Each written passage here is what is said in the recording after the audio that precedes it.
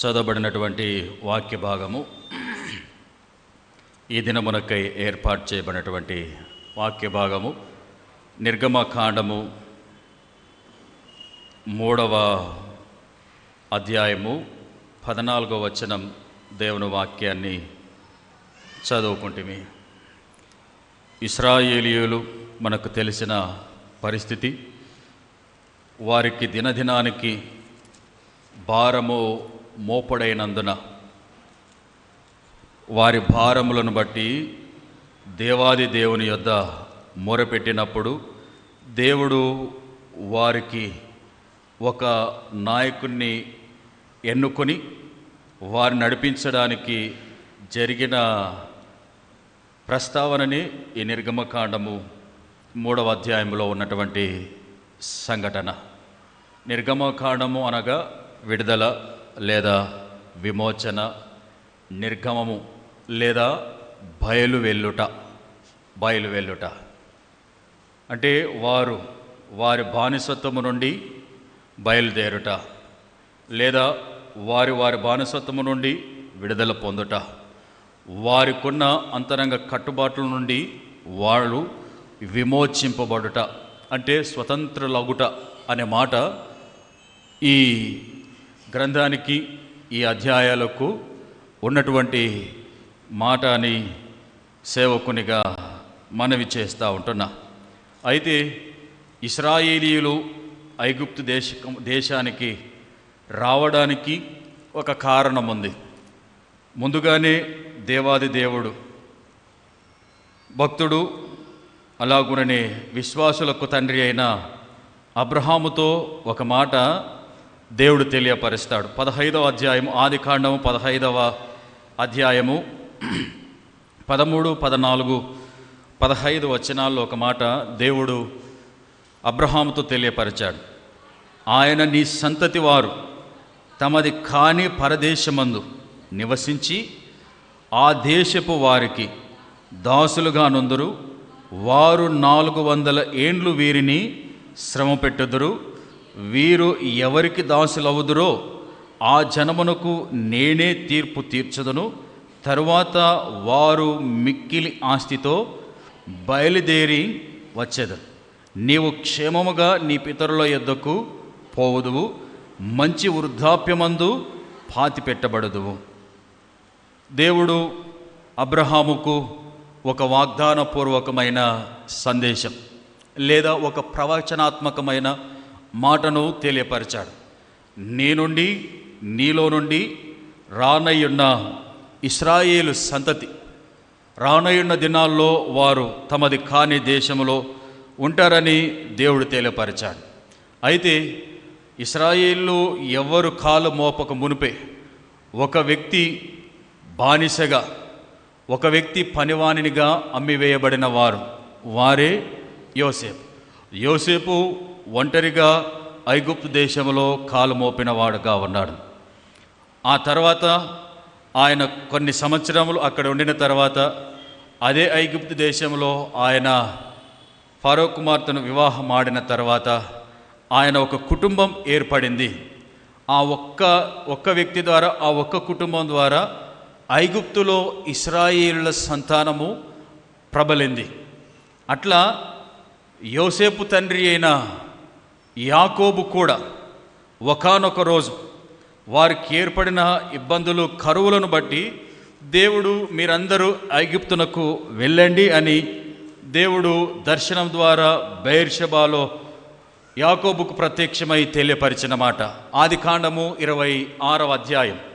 ఆదికాండము 26వ అధ్యాయంలో ఒక మాట ఉన్నది. అప్పుడు ఇశ్రాయేలు తనకు కలిగినంతయు తీసుకొని ప్రయాణమై బెయేర్షెబాకు వచ్చి తన తండ్రి అయిన ఇస్సాకు దేవునికి బలులు అర్పించెను. అప్పుడు రాత్రి దర్శనముల యందు దేవుడు యాకోబు అని ఇశ్రాయేలును పిలిచెను. అందుకతడు చిత్తము ప్రభువా అనెను. ఆయన నేనే దేవుడను, నీ తండ్రి దేవుడను. ఐగుప్తునకు వెళ్ళుటకు భయపడకము, అక్కడ నిన్ను గొప్ప జనముగా చేసేదను. నేను ఐగుప్తునకు నీతో కూడా వచ్చేదను. అంతేకాదు నేను నిశ్చయముగా నిన్ను తిరిగి తీసుకొని వచ్చేదను. యోసేపు నీ కన్నుల మీద తన చెయ్యి ఉంచునని సెలవీయగా. ఇది జరగడానికి కొంతకాలమైంది, కానీ దేవుడిచ్చిన వాగ్దానము అది వారి జీవితంలో నెరవేరినదిగా ఉన్నది. అక్కడ ఒకసారి మళ్ళీ కొంచెం ముందుకు వెళ్తే, ముందుగా యోసేపు వెళ్ళాడు. యోసేపు తర్వాత యాకోబులో ఉన్న వారి కుటుంబం అంతా బయలు వెళ్ళిన వారుగా ఉన్నారు ఐగుప్తు దేశానికి. 26వ వచనం, అదే 46వ అధ్యాయము 26వ వచనం.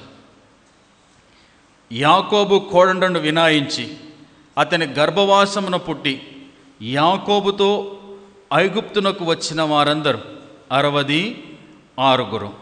ఐగుప్తులో అతనికి పుట్టిన యోసేపు కుమారులిద్దరూ, ఐగుప్తునకు వచ్చిన యాకోబు కుటుంబం వారందరూ 70 మంది. ఈ 70 మంది ఈ 2వ అధ్యాయము 3వ అధ్యాయానికి వచ్చేసరికి దాదాపు 6 లక్షల కాలు బలము కాగలిగిన వారుగా ఉన్నారు. దాదాపు 6 లక్షల మంది.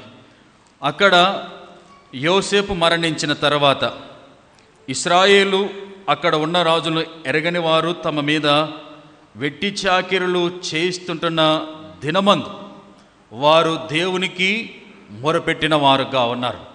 అంటే వారికి చెప్పిన సంవత్సరములు దేవుని కృపను బట్టి సంపూర్ణములై ఉన్నాయి.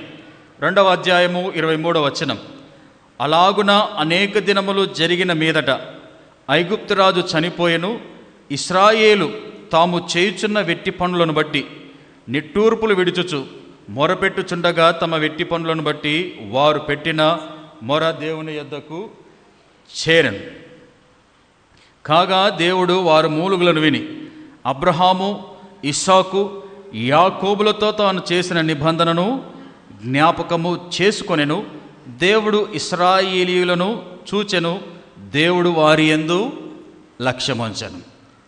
వారి యందు, వారి ప్రార్థనల యందు, వారి పడుతుంటున్న ఇబ్బందుల యందు దేవుడు లక్ష్యముంచిన వాడుగా ఉన్నాడు. లక్ష్యముంచిన తర్వాత దేవుడు ఇశ్రాయేలీయులను నడిపించడానికి ఒక నాయకుడు కావాలి. ఇది కూడా ఒక ప్రణాళికబద్ధమే. 40 సంవత్సరములు ఆయన ఫరో కుమార్తె యొద్ద పెరిగి పెద్దవాడైన వాడుగా ఉన్నాడు. ఈ 3వ అధ్యాయంకి వచ్చేసరికి దైవజనుడైన మోషే తన మామయ్య అయిన ఇత్రో దగ్గర తన మామ మందను 40 సంవత్సరములు ఆయన మందను బాగుగా కాయుచున్న వాడుగా ఉన్నాడు. మందగాస్తూ ఉంటే దాని బాధలు, దాని ఇక్కట్లు మనకు తెలుసు కదా. అంటే మనకు తెలియకపోవచ్చు, కానీ ఊర్లలో ఒకవేళ మనం చూస్తే గొర్రెల మంద, మేకల మంద, ఆవుల మంద, పశువులు ఉన్న వాళ్ళకి తెలుస్తుంది, వాళ్ళకి దొడ్లున్న వాళ్ళకి తెలుస్తుంది. ఇప్పుడు ఇడిచిపెట్టిన ఆవులు ఏ పక్క చేనులో పోయినా, ఏ పక్క చేనులలో గొర్రెలు కానీ, మేకలు కానీ, ఆవులు కానీ, ఎద్దులు కానీ, గేదెలు కానీ మేస్తే ఆ బాధ భరించలేనిది. అయితే దైవజనుడైన మోషే తన మందను కాస్తూ ఉన్నప్పుడు, అంటే తన మందను అంటే రానయున్న దినాల్లో దేవుడు తన మందను కాయడానికి సిద్ధపరుస్తుంటున్న పరిస్థితి అని మనం జ్ఞాపకం చేసుకోవాలి. ఇప్పుడు గొర్రెల మందను కాస్తున్న ఈ వ్యక్తి రానయున్న దినాల్లో ప్రజల మందను, ప్రజల కాపరిగా అయ్యే కృపను దేవుడిస్తూ ఉంటున్నాడు. ఇది ఒక దేవుని యొక్క దైవ ప్రేరేపితం. యేసుక్రీస్తు ప్రభు అన్నాడు, ఇప్పుడు మీరు చేపలు పట్టే జాలర్లుగా ఉన్నారు, కానీ నేను మిమ్మల్ని రానయున్న దినాల్లో మనుషులను పట్టే జాలర్లుగా చేస్తానన్నాడు. ఇప్పుడు మోషే పరిస్థితి కూడా అదే.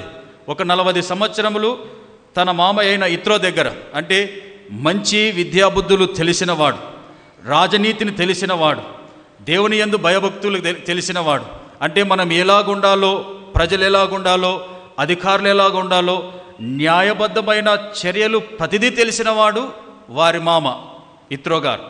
ఆ విద్యాబుద్ధులన్నీ తన మామ దగ్గర నేర్చుకొనుచు మందను కాస్తా ఉన్నప్పుడు దేవుడు అప్పుడు అంటాడు, ఒక పొదలో ఆయనకు దర్శనమై మండుచున్న పొద ద్వారా ఆయనతో మాట్లాడి మోషే, నేను ఏర్పరచుకొని చుట్టున్నాను, నా మంద అయిన ఇశ్రాయేలును కాయడానికి నీవు సిద్ధంగా ఉండాలి అని 3వ అధ్యాయము 4వ వచనము నుండి దాదాపు 14వ వచనం వరకు దేవుడు ఆ పొద ద్వారా, ఆ మండుచున్న పొద ద్వారా మోషేతో మాట్లాడిన సందర్భం. ఆ సందర్భంలోనే ఈ 14వ వచనములో దేవుడు మోషేతో మాట్లాడుతున్నాడు. అందుకు దేవుడు, నేను ఉన్నవాడను, నేను అనువాడనై ఉన్నానని మోషేతో చెప్పాను. బైబిల్లో దేవాది దేవునికి కొన్ని పేర్లు ఉన్నాయి. బైబిల్లో దేవాది దేవునికి కొన్ని పేర్లు ఉన్నాయి. ఆయన నిన్న నేడు ఒకటే రీతిగా నిరంతరము ఏకరీతిగా ఆయన ఉన్నవాడని. ఆ తర్వాత ఆయన భూత భవిష్యత్ వర్తమాన కాలమగు సర్వాధికారియగు దేవుడు. ఆయన నిన్న నేడు ఏకరీతిగా ఉండేవాడు. ఆయన సదాకాలము మనతో నిరంతరముగా ఉండే దేవుడు. అటువంటి దేవుడు ఇప్పుడు మోషేతో అంటున్నాడు, నేను నీతో ఉంటా. నేను నీతో ఉండడమే కాదు, నేను నీతో నడుస్తా, నీకు తోడై ఉంటా. ఇంకొక మాట అన్నాడు దైవజనుడైన మోషేతో, నేను నీతో వస్తా. తోడుగా ఉండడం వేరు, వస్తానడం వేరు కదా. నువ్వు నేను చెప్తానంటే ఎట్లుంటుంది, నేను నీతో పా అంటే నేను నీతో వస్తా పానంటే ఎట్లా ఉంటుంది. ఏ వ్యక్తి కానీ ఒక వ్యక్తితో ఇంకొక వ్యక్తి వస్తే ఆ ధైర్యం వేరు. ఇప్పుడు దేవుడు అట్టి ధైర్యాన్ని తనకు నూరు పోస్తూ ఉన్నాడు. నేను ఉన్నవాడను, నేను అనువాడను, నేను అల్ఫా ఒమేగనై ఉన్న దేవుడను, నేను భూత వర్తమాన కాల సర్వాధికారి అయ్యున్న దేవుడను. భూమి ఆకాశమును గతించిన నా మాటలు గతించని. అంటే నిన్న ఎలాగున్నానో ఈరోజు కూడా అలా ఉండే దేవుడను, రేపు అలా ఉండే దేవుడను, ఇంకా కొన్ని సంవత్సరాలు అయితే కూడా తరములు దాటినా నేను అలాగనే ఉంటే దేవుడనని. కీర్తనలు 90వ కీర్తన ఒక మాటలో ఆయన అంటున్నాడు, పర్వతములు పుట్టక మునుపు యుగ యుగములు నీవే దేవుడు. పర్వతములు పునాదులు పుట్టక మునుపు, 2వ వచనం, పర్వతములు పుట్టక మునుపు భూమిని లోకముని పుట్టింపక మునుపు యుగ యుగములు నీవే దేవుడు. అంటే ఆయన సృష్టి ప్రారంభం కంటే ముందున్న దేవుడు, మరలా సృష్టి అంతమయ్యేంత వరకు కూడా ఆయన ఒకే రీతిగా ఉండే దేవుడు. అంటే దేవుని పని కొరకై ఆయనను సిద్ధపరుస్తూ ఉన్నాడు దేవాది దేవుడు మోషేను. నేను ఉన్నవాడను కాబట్టి నీకు ఏ కొదవ లేకుండా నేను అన్ని విషయాల్లో నీకు తోడుగా ఉంటా. నా దగ్గర ఏముంది? దేవుని దగ్గర ఏముంది? సమస్తం ఉంది. సృష్టి ఆయనది.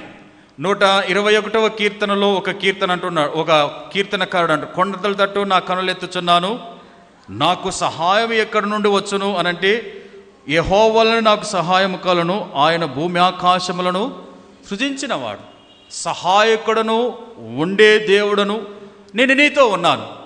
కాబట్టి మోషే, నీవు భయపడకు, నా ప్రజలను కాయుటకు నువ్వు భయపడకు, నేను నీతో వచ్చే దేవుడనని దేవుడు మోషేకు తెలియపరుస్తున్నటువంటి మాట. ఈ మధ్యాహ్న కాల ఉదయకాల సమయమందు ఉన్నవాడు అనే దేవుని గురించి కొన్ని మాటలు దేవుని వాక్యాన్ని ధ్యానించుకుందాం.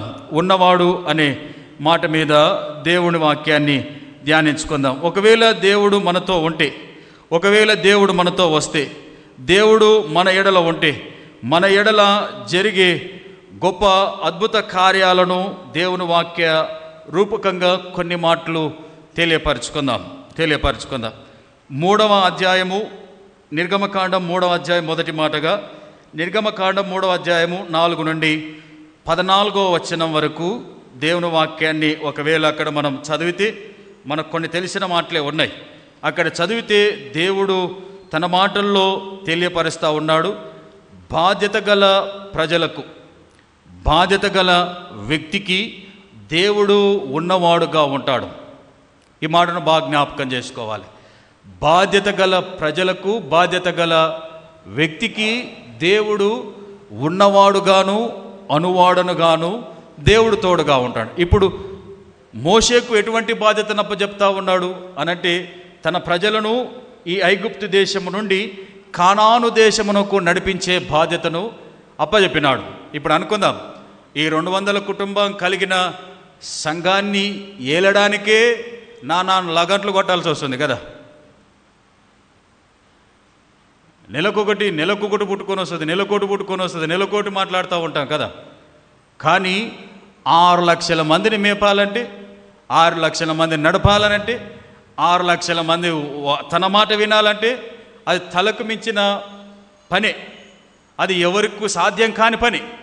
కానీ అటువంటి బాధ్యతను దేవుడు తనకప్పచెప్తా ఉన్నాడు. ఎప్పుడైతే దేవుడు మనకు బాధ్యతను అప్పచెపుతాడో ఆ బాధ్యతను మనము నీతి న్యాయముతో నిర్వర్తించే వారముగా మనం ఎప్పుడైతే ఉంటామో దేవుడు మనతో అద్భుతాలు చేయిస్తాడు. ఎప్పుడైతే బాధ్యతను మనం స్వీకరిస్తామో దేవుడు ఉన్నవాడుగా మనతో ఉండి మన మధ్యన అద్భుతాలు, ఆశ్చర్య కార్యాలు, వింతలు జరిగేటట్టుగా దేవుడు చూస్తాడు. మన బాధ్యతను సక్రమంగా, మన ధర్మాన్ని మనం నిర్వర్తించే వారంగా ఉంటే నడుస్తున్న ప్రజలతో, బాధ్యతగా నిలబడిన వ్యక్తులతో దేవుడు అద్భుతాలు చేస్తాడు. మనం చూస్తూ ఉన్నాం ఈ దైవజనుడైన మోషే జీవితంలో.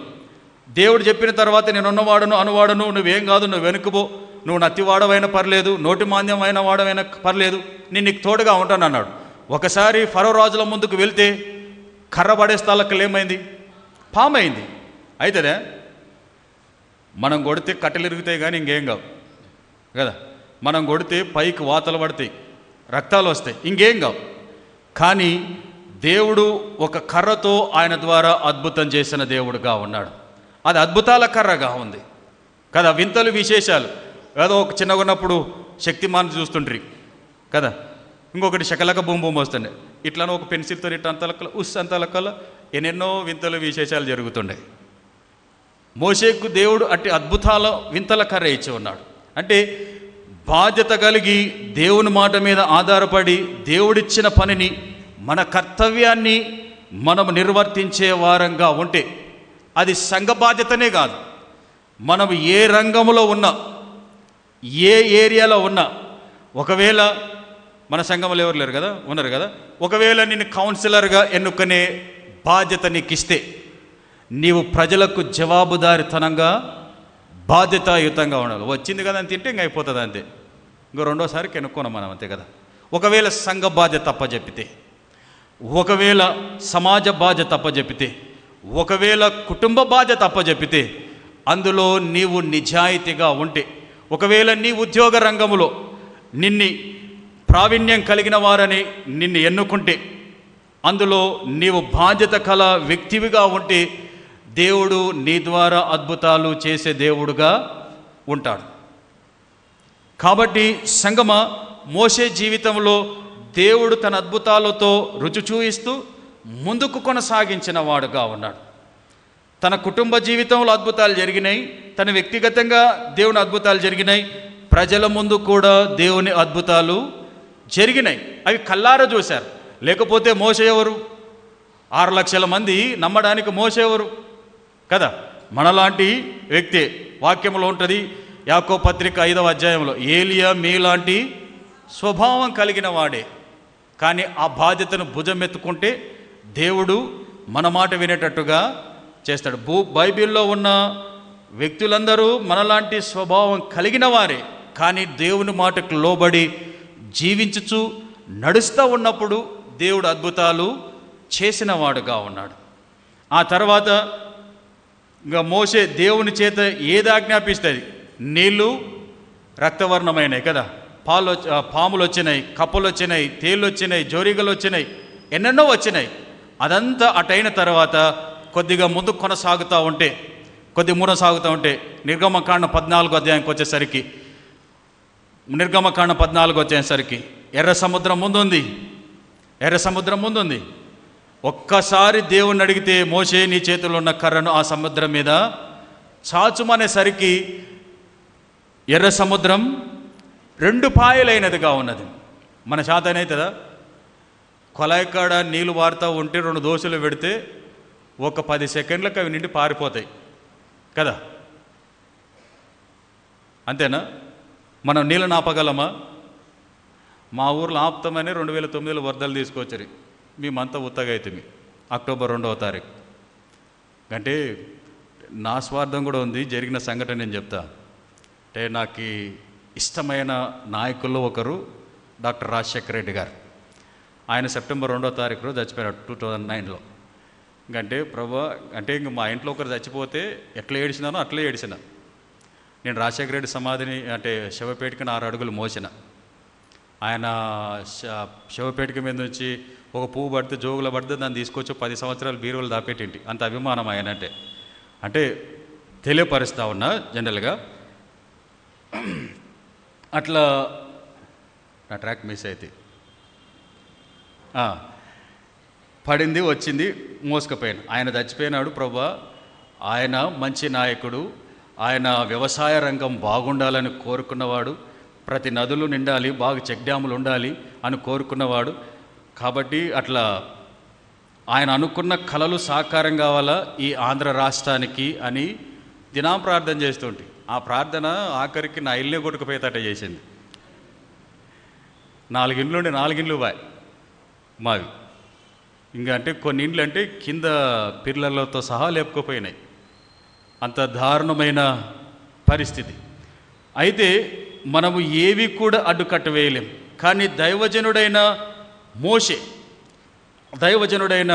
మోషే బాధ్యత కలిగి అక్కడ ఉన్న అధికారులు మాట ఇచ్చి మాట తప్పిన వారుగా ఉన్నను దేవుని కొరకు నిలబడినప్పుడు ఆయన ద్వారా దేవుడు అద్భుత కార్యాలు చేసినవాడు. మోషెవరు? మనలాంటి సాధారణమైన వ్యక్తి. కానీ సముద్రాన్ని 2 పాయలు చీల్చేంత శక్తిని దేవుడు తన మహిమైశ్వర్యముతో తనకిచ్చిన కృప అది. కాబట్టి సంగమా, ఉన్నవాడను అనువాడనన్న దేవుడు మనకు తోడుగా ఉండి మనల్ని నడిపిస్తే మన బాధ్యతల్లో ఆయన తోడుగా ఉంటాడు, మన పనుల్లో ఆయన తోడుగా ఉండి మన మధ్యన గొప్ప కార్యాలు చేసే దేవుడుగా ఉంటాడు. మరలా కొంత ముందుకు వెళ్ళినాడు. నీళ్ళు లేవు ప్రభు అంటే దేవుడు చెప్తే అరణ్యంలో నీళ్ళు ఇచ్చిన వాడుగా ఉన్నాడు, బండల్లో నీళ్ళు ఇచ్చిన వాడుగా ఉన్నాడు. ఒక మనిషికి సాధ్యమా? దేవుడు చేసిన అద్భుతాలే. దేవుడు ఎవరి ద్వారా చేసినాడు? ఒక మనిషి ద్వారా చేసి చూయించినాడు. కాబట్టి సంగమా, దేవుడు ఇచ్చిన బాధ్యతను మనం సరైన రీతిలో మనం నిర్వర్తించు వారముగా ఉంటే దేవుడు ఉన్నవాడుగా ఉండి మనకు అన్నీ సమకూర్చి ముందుకు నడిపించే దేవాది దేవుడుగా ఆయన ఉంటాడు. రెండవ మాటను జ్ఞాపకం చేసుకుందాం. మొదటిగా ఉన్నవాడు అనే దేవుడు మనకు తోడుగా ఉంటే ఆయన బాధ్యత గల ప్రజల మధ్యన అద్భుతాలు, వింతలు, విశేషాలు చేసే దేవుడుగా ఉంటాడు. రెండవది నిర్గమకాండము 6వ అధ్యాయము 6వ వచనం. నిర్గమకాండము 6వ అధ్యాయము 6వ వచనం. కాబట్టి నీవు ఇశ్రాయేలుతో ఇలాగూ చెప్పుము, నేను యెహోవాను, నేను ఐగుప్తులు మోయించు బరువుల క్రింద నుండి మిమ్మును వెలుపలకు రప్పించి వారి దాసత్వములో నుండి మిమ్మును విడిపించి నా బాహువు చాపి గొప్ప తీర్పులు తీర్చి మిమ్మును విడిపించేదను. దేవుడు ఇందులో తెలియపరుస్తున్నటువంటి రెండవ మాట, బానిస ప్రజలకు దేవుడు ఉన్నవాడుగా ఉండే దేవుడుగా ఉంటాడు. అంటే బానిస గల ప్రజలకు దేవుడు విమోచనకరముగా ఉంటాడు. అంటే విడిపించే దేవుడుగా ఉంటాడు. విడిపించి వారిని నడిపించే దేవుడుగా ఉంటాడు. నడిపించుచు వారిని పోషించే దేవుడుగా ఉంటాడు. వారిని విడిపించిన తర్వాత దేవుడు యొక్క కృప, దేవుని యొక్క కనికరం వారి ఎడల ఏ విధంగా ఉందో ఒకసారి ద్వితీయోపదేశకాండం 8వ అధ్యాయం. ద్వితీయోపదేశకాండము 8వ అధ్యాయం. వారిని విడిపించిన తర్వాత దేవుడు తెలియపరిచినటువంటి మాటను జ్ఞాపకం చేసుకుందాం. ద్వితీయోపదేశకాండం 8వ అధ్యాయం 4వ వచనం. ఈ 40 సంవత్సరములు నీవు వేసుకొనిన బట్టలు పాతకిలలేదు, నీ కాలు ఆయలేదు. ఒకడు తన కుమారుని ఎట్లు శిక్షించునో అట్లే నీ దేవుడైన యెహోవా నిన్ను శిక్షించువాడని నీవు తెలుసుకొని. ఆ తర్వాత కింద ఉన్నది 15వ వచనం. తాపకరమైన పాములను తేలను కలిగి ఎడారి అయి నీళ్లు లేని భయంకరమైన ఆ గొప్ప అరణ్యములో ఆయన నిన్ను నడిపించను. రాతి బండను నీకు నీళ్ళను తెప్పించను. తుదకు నీకు మేలు చేయవలనని నిన్ను అనుచుటకు శోధించుటకును నీ పితరులు ఎరగని మన్నతో అరణ్యమున నిన్ను పోషించను. అయితే మీరు మా సామర్థ్యము మా బాహుబలము ఇంత భాగ్యము మాకు కలగజేసనని అనుకొందరేమో. కాదు. ఎవరు మరి? ఉన్నవాడైన దేవుడు బానిసలుగా ఉన్న ప్రజలకు, విడిపింపబడి విమోచింపబడిన వారికి తన శక్తిని, బలమును, ఆరోగ్యమును, ఐశ్వర్యమును, అలాగుననే దేవుడు వారికి మంచి పోషణనిచ్చిన దేవుడుగా ఉన్నాడు. సంగమా, దేవుడు ఉన్నవాడుగా మనతో ఉండినట్లయితే దేవుడు మనల్ని మంచి ఆరోగ్యముతో కాపాడే దేవుడు, అలాగునే మనల్ని మంచిగా పోషించే దేవుడు, అలాగునే మనల్ని చక్కగా సరైన మార్గములో నడిపించే దేవుడుగా ఉంటాడు. వీరందరూ పాప బంధకాల్లో, వీరందరూ బానిస బంధకాల్లో నుండి విడిపింపబడడానికి సిద్ధంగా ఉన్నారు. కానీ యేసుక్రీస్తు ప్రభు మనలందరినీ తన కల్వరి శిలువలో తన ప్రాణం పెట్టుట ద్వారా మన పాప బంధకాలన్నీ తీసివేసిన దేవుడుగా ఆయన ఉన్నాడు. అందుకనే లూకా సువార్తలో యేసుక్రీస్తు ప్రభు తాను సువార్త పరిచర్య ప్రారంభపు దినాల్లో, మోషేకు ప్రారంభపు దినాల్లో ఇశ్రాయేలు నడిపించడానికి సిద్ధపడతా ఉన్నప్పుడు ఎలాగైతే దేవాది దేవుడు, తండ్రి అయిన దేవుడు మోషేతో మాట్లాడినాడో, అలాగునే యేసుక్రీస్తు ప్రభువుతో తన తండ్రి పెట్టి ఉన్న భారాన్ని ప్రజలైన మనతో మాట్లాడుచున్నటువంటి మాటను దేవుడు ఇందులో తెలియపరుస్తూ ఉన్నాడు. లూకా సువార్త 4వ అధ్యాయము 18-19 వచనం దేవుని వాక్యాన్ని చదువుకుందాం.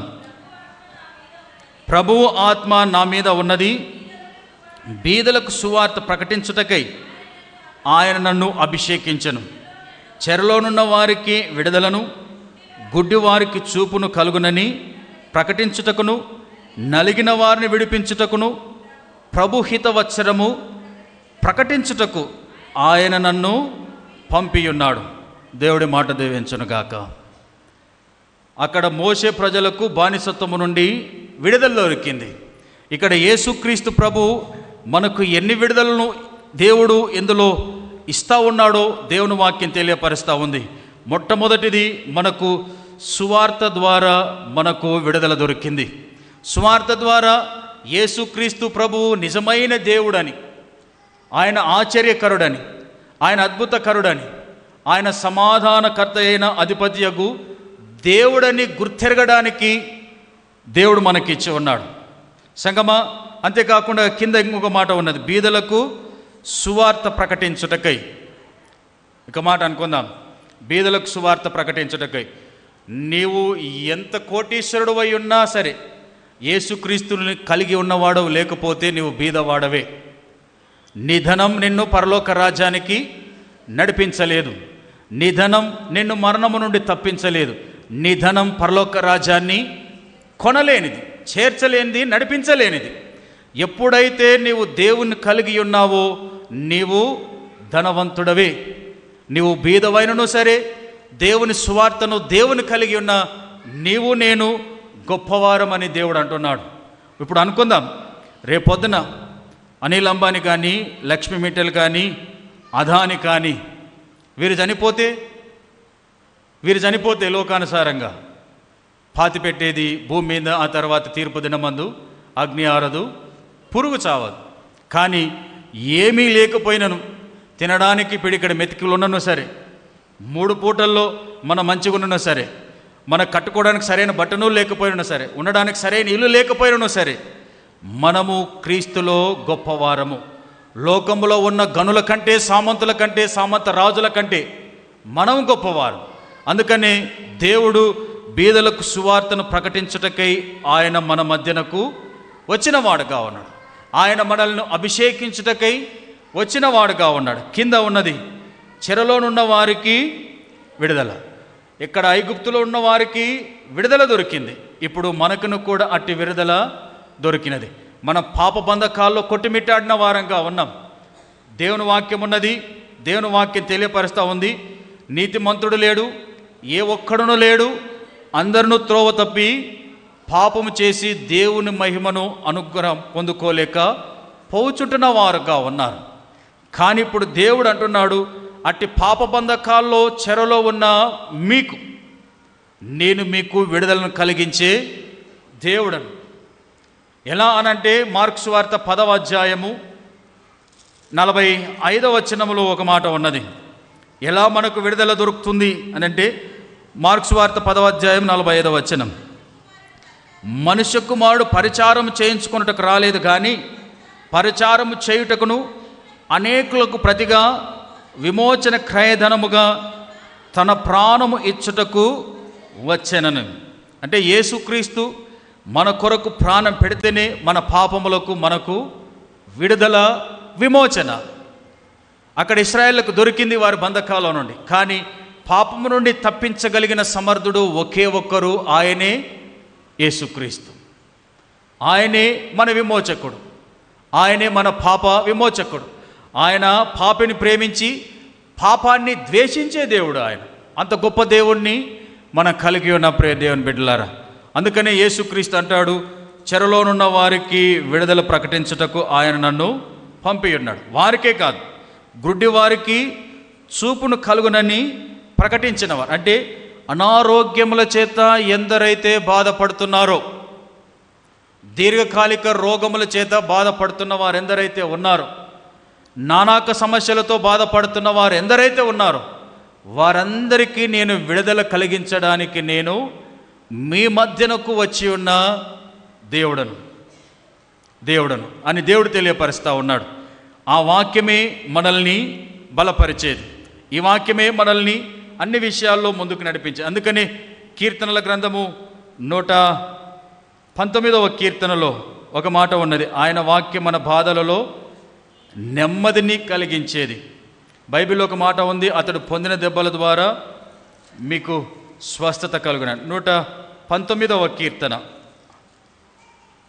కీర్తనలు 119వ కీర్తన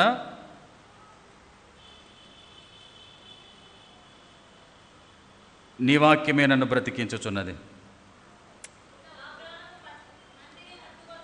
వచనం చెప్పము. 25వ వచనం కాదు, 50వ వచనం. నీ వాక్యము నన్ను బ్రతికించి ఉన్నది, నా బాధలో ఇదే నాకు నెమ్మది కలిగించుచున్నది కదా. నీ వాక్యమే నన్ను బ్రతికించెను బాధలలో,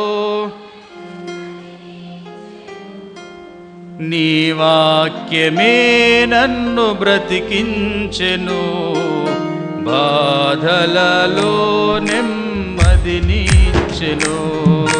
కృపాశక్తి దయాశక్తి సంపూర్ణుడా వందనమయ్యా. కృపాశక్తి దయాశక్తి సంపూర్ణుడా వాక్యమయ్యున్న యేసు వందనమయ్యా. నీ వాక్యమే నన్ను బ్రతికించెను బాధలలో నెమ్మదినిచ్చెను.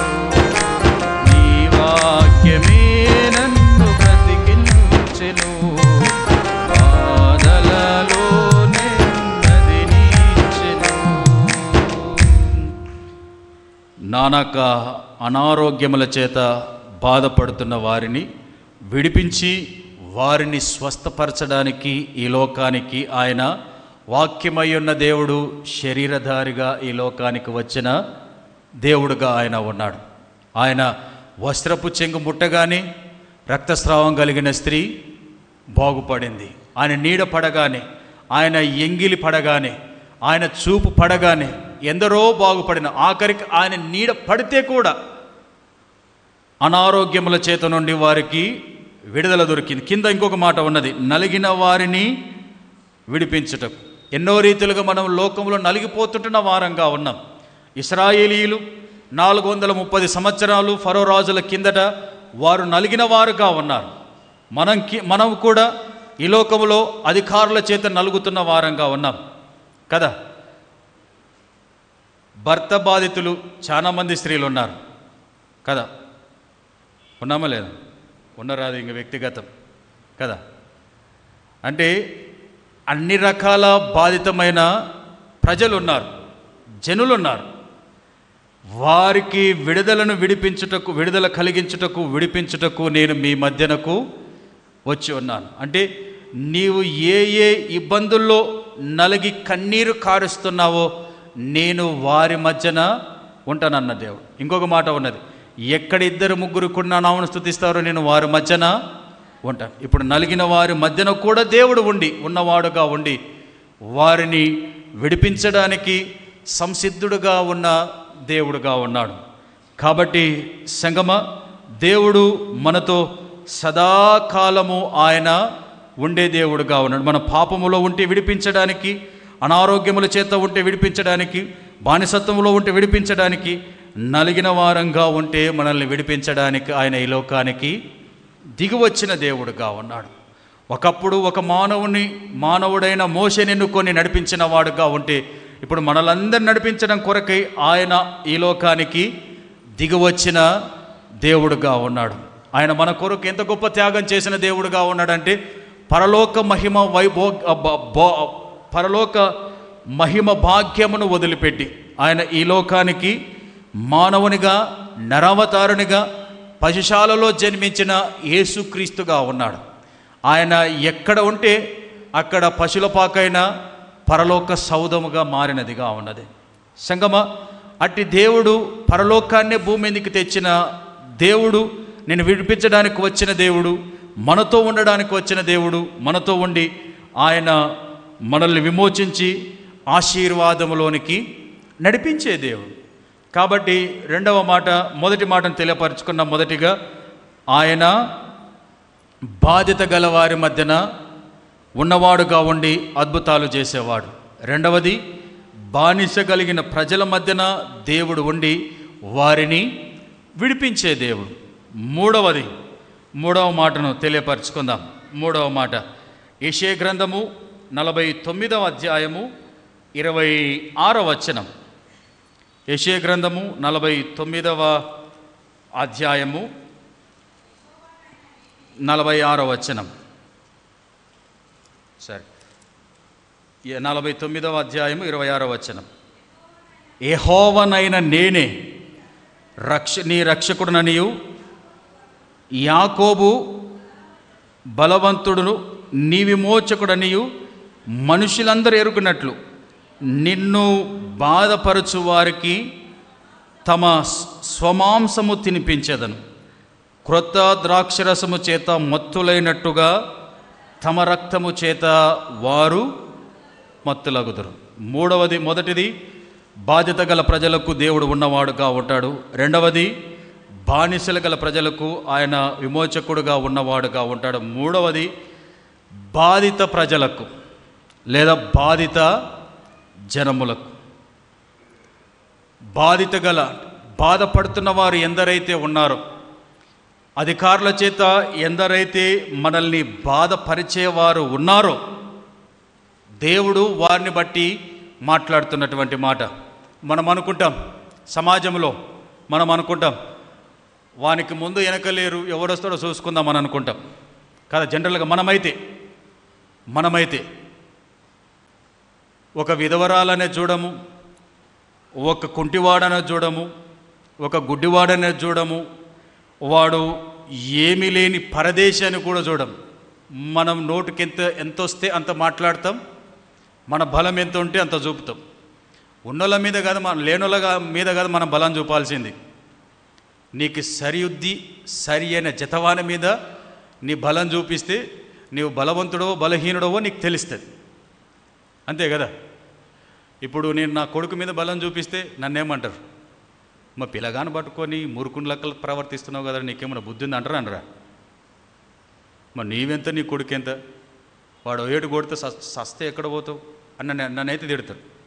సమాజంలో పలుకుబడి లేకుండగా, ఏ ఇబ్బంది లేకుండగా, ఎవ్వడు లేకుండా ఉన్నారో వారి విషయంలో నీవు అధికారిగా ఉండి జోలు విధిలిస్తే దేవుడు మనల్ని బట్టే మాట్లాడుతున్నటువంటి మాట ఈ 46వ వచనంలో ఉన్న, యాకోబు బలవంతుడు నీ విమోచకుడనియు మనుషులందరూ ఎరుగునట్లు నిన్ను బాధపరుచు వారికి తమ స్వమాంసము తినిపించండి. తింటామా?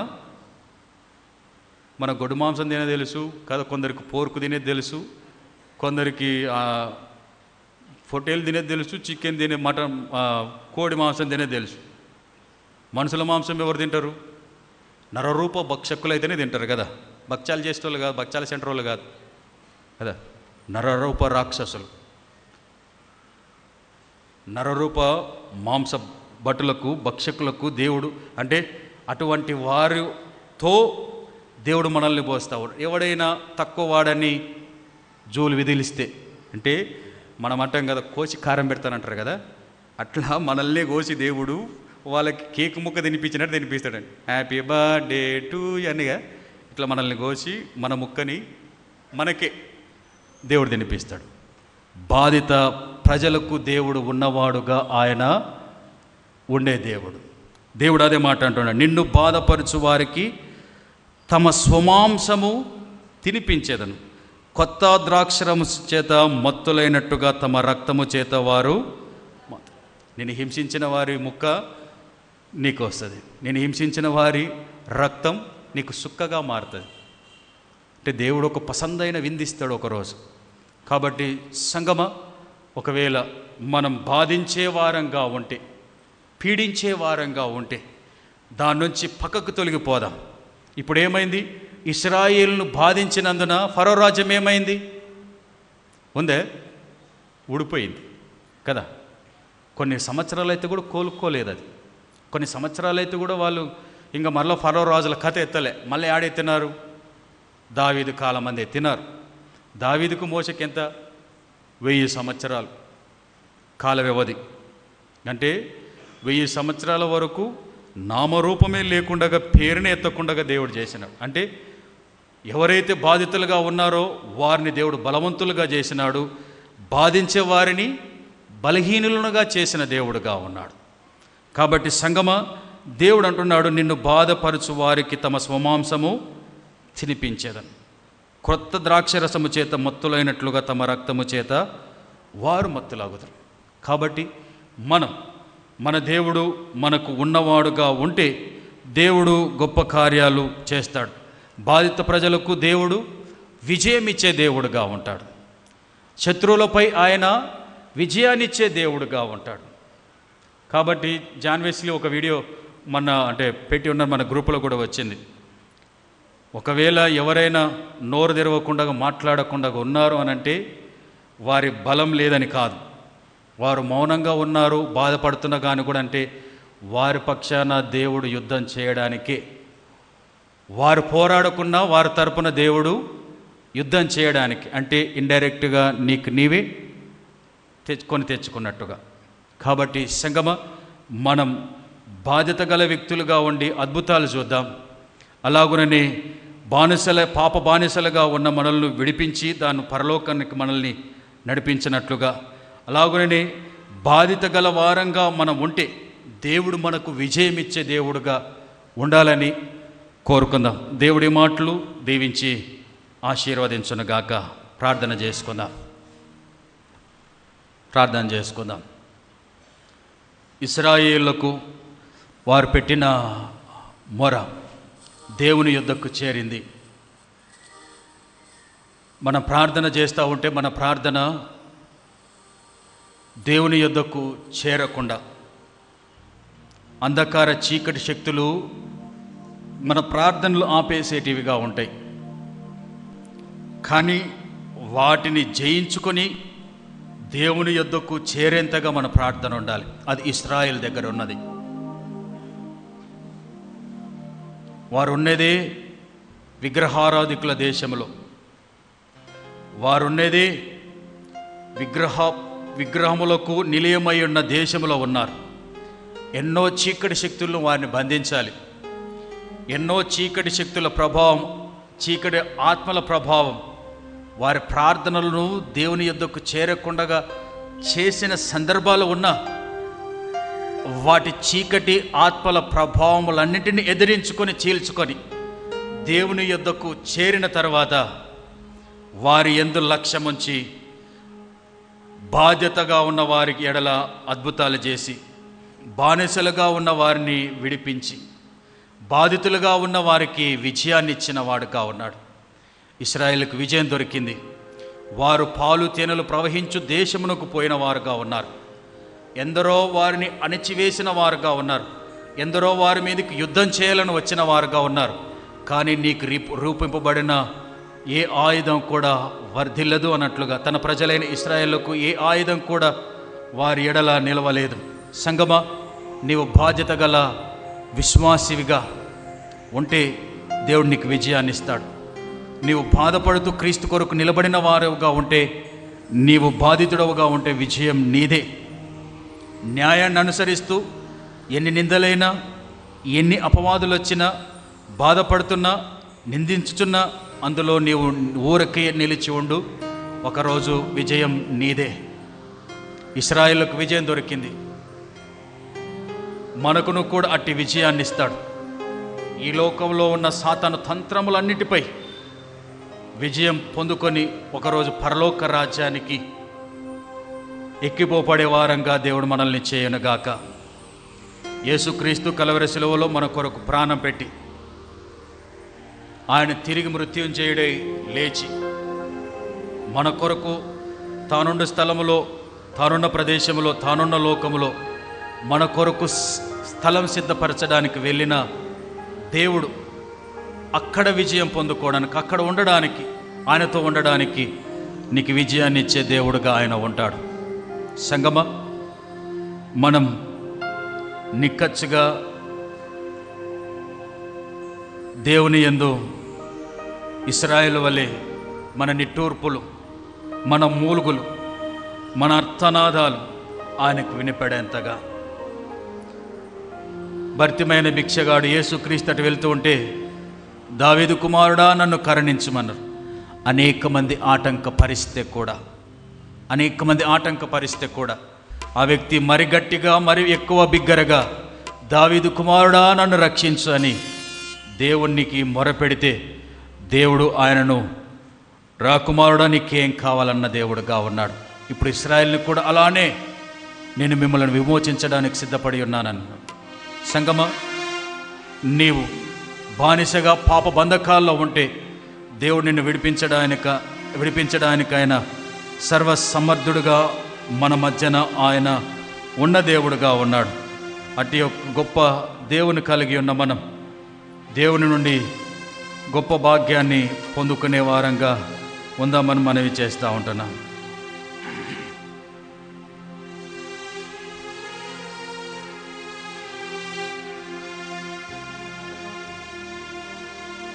పాపాల ఊబిలో పడియున్న నన్ను నీ ప్రేమతో నన్ను లేపవయ్యా.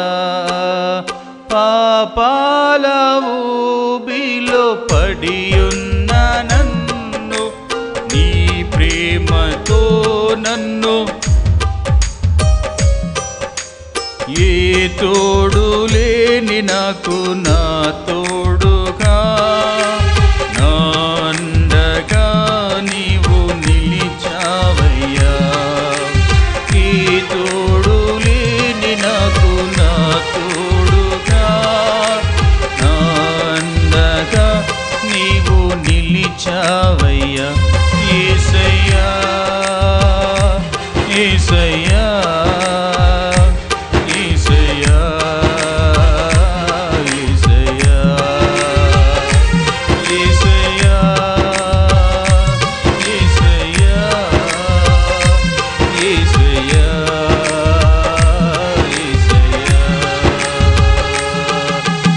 సదాకాలము నీతో జీవించెదను యేసయ్యా. సదాకాలము నీతో జీవించెదను యేసయ్యా. మహాగరుడవైన మా ప్రియ పరలోకపు తండ్రి, నీకు వందనాలు, స్తుతి, స్తోత్రాలు చెల్లించుకొని చుట్టనం. నువ్వు ఉన్నవాడవుగా, అనువాడవుగా, అల్ఫా ఒమేగావుగా మా మధ్యన ఉంటే ప్రభా, మాకు అద్భుతాలు చేసే దేవుడుగా ఉంటావు, మమ్మల్ని విమోచించే దేవుడుగా ఉంటావు. మేము విజయం పొందుకునేటట్టుగా చేసే దేవుడవుగా నీవు మా మధ్యన ఉన్న ఆడవుగా ఉండి మమ్మల్ని పరలోకపు తీరాలకు నడిపించే దేవుడవుగా ఉంటావు. నీకు స్తోత్రం, నీకు స్తోత్రం. సమస్త ఘనత మహిమ నీ చేతికి సమర్పించుకున్న చటన ప్రభా, ఇశ్రాయేలు విడిపించట కొరకై బాధ్యత కలిగిన వ్యక్తిగా మోషే ఉండినప్పుడు నువ్వు ఆయనకు ఉన్నవాడవుగా ఉన్నావు. నీకు స్తోత్రం. ఆయనకు విజయాన్ని ఇచ్చిన దేవా, ఆయనకు ఆశ్చర్య కార్యాలు రుచి చూచేటట్టుగా చేసిన దేవా నీకు వందనాలు. అలాగనే ప్రభా, నీ ప్రజలైన ఇశ్రాయేలు బానిసలుగా ఉన్నప్పుడు నేను ఉన్నవాడను, నేను మీతో ఉంటానని వారితో ఉండి వారిని విమోచించిన దేవా నీకు వందనాలు తెలియపరుస్తూ ఉంటున్నాం. అలాగుననే ప్రభా, అధికారుల ఎడల బాధితుల వ్యక్తులుగా ఉన్న వారి మధ్యన నీవు వారితో ఉండి వారికి విజయాన్ని ఇచ్చిన దేవుడవుగా ఉన్నావు. నీకు వందనాలు ప్రభా. మమ్మలను కూడా మాతో ఉండి మమ్మల్ని విజయ తీరాల్లోనికి నడిపించమని వేడుకొనుచున్నాం ప్రభా. ఈ లోకంలో మేము పోరాడుచున్న అంధకార చీకటి శక్తులపై విజయం పొందుకొని నీ పరలోకమునకు ఎక్కే భాగ్యాన్ని, వచ్చే భాగ్యాన్ని, నీ రాజ్యంలో నీ కుమారుడైన యేసుక్రీస్తుతో ఉండే భాగ్యాన్ని మాకు అనుగ్రహించమని వేడుకొనుచున్నాం. మీకు స్తోత్రం. సమస్త ఘనత మహిమ ప్రభావాలు మీ చేతికి సమర్పించుకుంటూ మీ నామాన్ని హెచ్చిస్తూ యేసు నామమున అడుగుచున్నాము తండ్రి. Amen, amen.